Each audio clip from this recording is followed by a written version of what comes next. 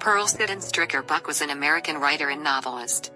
As the daughter of missionaries, Buck spent most of her life before 1934 in Zhenjiang, China. Her novel The Good Earth was the best-selling fiction book in the United States in 1931 and 1932 and won the Pulitzer Prize in 1932. Born, June 26, 1892, Hillsborough, West Virginia, U.S., died, March 6, 1973. Movies: The Good Earth, The Dragon Seed, China Sky. Awards: the Nobel Prize in Literature, Pulitzer Prize in Novel Writing.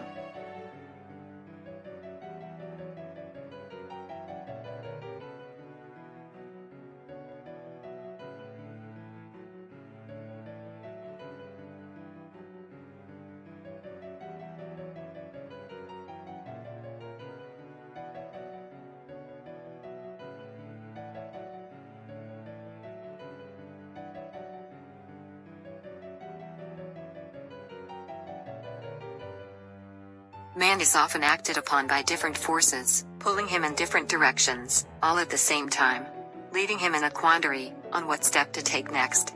Arjuna's dilemma on the vast blood-soaked theater of the Kurukshetra found a solution in the profound ocean of wisdom that is the Bhagavad Gita.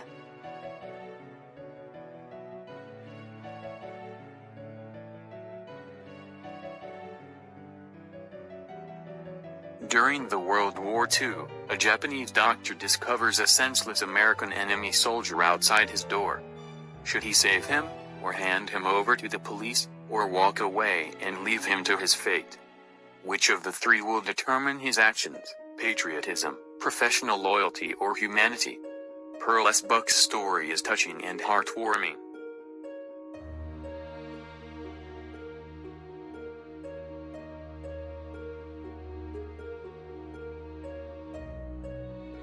Three concepts play on the mind of Pearl Buck's protagonist, Dr. Sadao, leaving him in a tortuous, tight corner: patriotism, professional duty, humanity.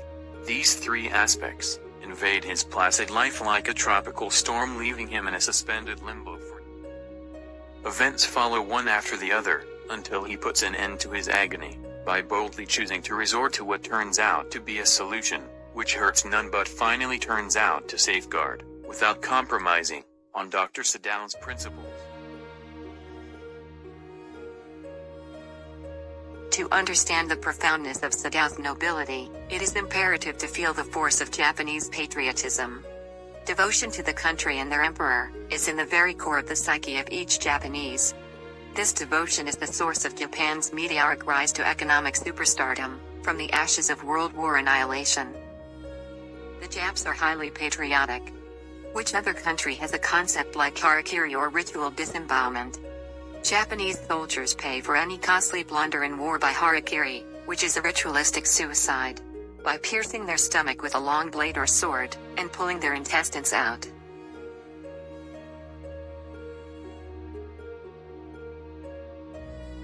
Which other country has a concept like kamikaze, or deliberate crashing of their aircraft into enemy ships?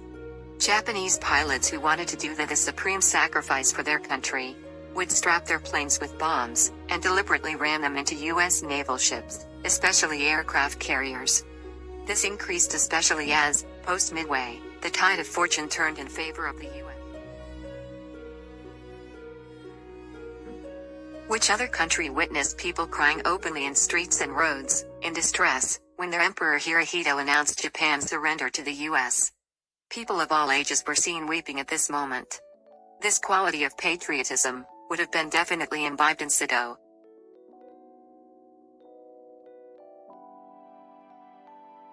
Sadao admits to a great feeling of bitterness and hatred towards the Americans during his stay in the U.S.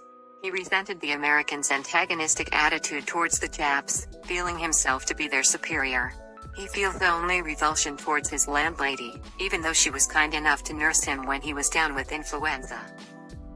The story is set with the historic moment, World War II. The focus is on the two powers that wished to dominate the Pacific, the US and Japan.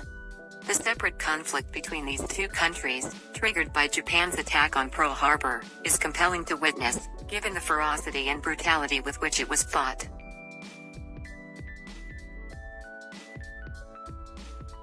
Juxtaposed against national spirit, and in direct opposition is Sadow's devotion to duty. This devotion has its genesis in the inspirational personality of Sadow's father. His sober charisma, with emphasis on ambition and achievement, did not fail to motivate Sadow. His father's dream of seeing Sadow as a doctor would definitely have steered him, without the slightest of deviations in his studies, as a medical student in the U.S. It would have guided him safely onwards, on his further education and practice in his profession. Sadow also got inspired tremendously by his medical gurus in the U.S., who were fanatical in their adherence to professional rigor. These factors contributed to the strength of the pull exerted on Sadow by professionalism, ensuring that he was not swayed by patriotism alone. If this had not happened, then Sadow would have handed over the American prisoner to the police without a qualm. Saving a life came instinctively to Sadow. It was as natural as breathing. It flowed in his very blood. Pearl Buck has bolstered this aspect in Sadow's outlook far more than patriotism and humanity. Maybe it helps her to coax the reader into accepting, without demur, the turn of events as she designed. The obsession to duty reflects in his occasionally rough treatment of the wife he loves so much. The writer's construction of this aspect of Dr. Sadow is well crafted. When Sadow discovers the bleeding soldier, he uses moss, which is freely available on the beach, to staunch the blood loss. His total absorption in his work while washing Tom, or operating on him, reveal his dedication to and mastery over his job. The nostalgic memories of the professors, who inspired him during medical studies in the U.S., reveal the source of his dedication and skill as a doctor. The cool detachment and unshakable confidence Sadow displayed, in the critical moments of Tom's stay in his care, are a testimony to his devotion. And yet his humanity soared far above his patriotism, when he used the golden opportunity of tending for the hated, but helpless enemy soldier in his power. Instead of snuffing out his life, which he could have done so easily. Sadow's humanity can be gleaned from the various moments in the story. His desire not to be rude to the professor, who invited him for dinner, by skipping the invitation. The umpteen acts of almost fatherly care he displayed towards his enemy, reveal the humanity he had. Sadow's humanity shines brightest in the extent he goes to set Tom on the road to recovery. He risks his family's well-being and lives. What would be their fate, if the Japs discovered that he had harbored one of the despised Americans? It would be terrible beyond imagination. Sadow faces the displeasure of his servants, who were so faithful and served him for very long. Though he knew that he risked losing their valuable services, he continued to tend to Tom. What about the risk that they might leak out the presence of the enemy soldier in the house to the authorities? Yes, Pearl Buck doesn't highlight Sadow's humanity. She is supremely confident that this one deed of Sadow is enough to portray his humanity, his dogged care to the hapless invalid in the face of servants' disapproval and ever-mounting sense of fear creeping in upon Hannah. The near absence of any shortcoming in the care extended to Tom rounds off the nebulous presentation of Sadow's humanity.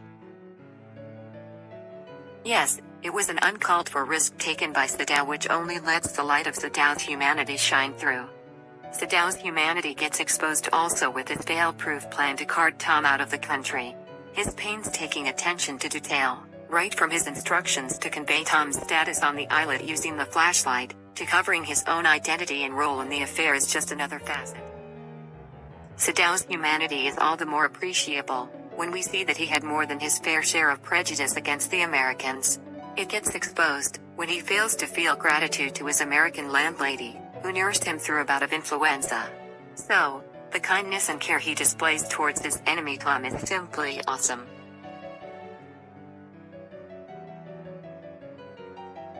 His husbandly love to Hannah and the tender moments they share reveal the depth of his love for his wife. It is this love and guilt for seeing his wife's terror at the potentially disastrous way their life was going, the little inconveniences which his wife was saddled with because of the prisoner, made him decide to hand over Tom's fate to Takema, the icon of Japanese cruelty unleashed. Pearl Buck has built up the love between Sadow and Hannah very delicately. Their meeting itself seems to be preordained, in Sadow's professor's dinner party, which Sadow had wished to avoid. Sadao's painstaking efforts that their union was conducted in observance with all proper mores, lends weight to their marriage. Sadao confirmed that Hana was of pure Japanese stock. They completed their education in the U.S. Sadao got his father's approval after the old man had seen Hana. The marriage was conducted in the traditional Japanese way. Hana and Sadao's union was blessed with 2 cute kids.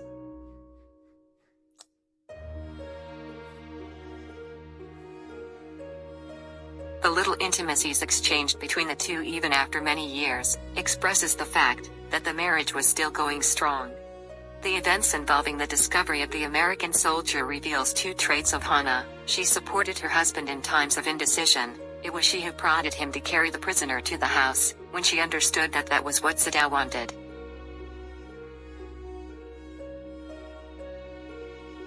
She let him take the decision in a matter which would affect her and her children, and she accepted it without demur. She cooperated totally with Sadao in his treatment of the prisoner. Hana washed the dirty American when Yumi refused to do so, even though she hated to touch an enemy.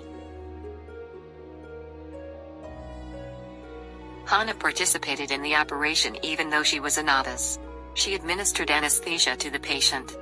She conveyed the servant's opposition to the presence and treatment of the enemy in the house. She gently suggested to her husband that perhaps what they were doing was not wise. But she left it at that, when Sadao didn't respond to everyone's wish and advice. Hana displays the strength of character when she doesn't give in to her servant's wish to abandon the enemy invalid. She didn't reveal the terror she felt when the servants departed for good, but maintained her poise. She manfully undertook the unfamiliar, heavy house labor, without venting her frustration on her husband, as any other women would do. Even when Sadao was expecting the assassins, when strange sounds were heard in the garden, Hana was willing to go out to investigate while her husband was cowering under his bedsheets. The care and support Hana blessed Tom with, throughout his recovery revealed that Hana was no junior to Sadao in the depth of humanity within. Thus the author assiduously builds up a truly admirable and likable personality for Hana, which makes it hardly surprising when her distress and agony spurs Sadao to finally act and report the patient to the general. Sadao, however, cannot be claimed to be a paragon of virtue. Pearl Buck has injected instances into the story which reveal a darker side to Sadao.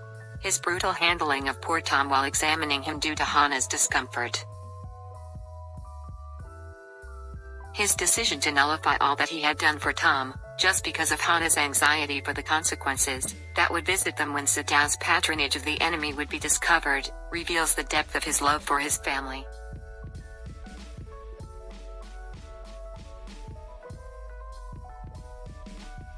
Perhaps his love for Hana carried the greatest weight in leading Sadao to his decision. It was the general's lazy memory which saved Tom, and made Sadao initiate steps to help Tom escape to his country. Strange, how Tom's life and a guilt-free conscience for Sadao depended on the weak memory and self-centeredness of an aging old general. Unlike Shakespeare's Hamlet, Sadao doesn't remain the perpetual procrastinator, the indecisive personality unwilling to take a single wrong step, unwilling to allow the need of the hour to spur him into action, the good soul obsessed with his devotion to the blemishless act. Sadao allows life to drag him forward, willing to follow even though he is unable to rationalize his decisions and actions.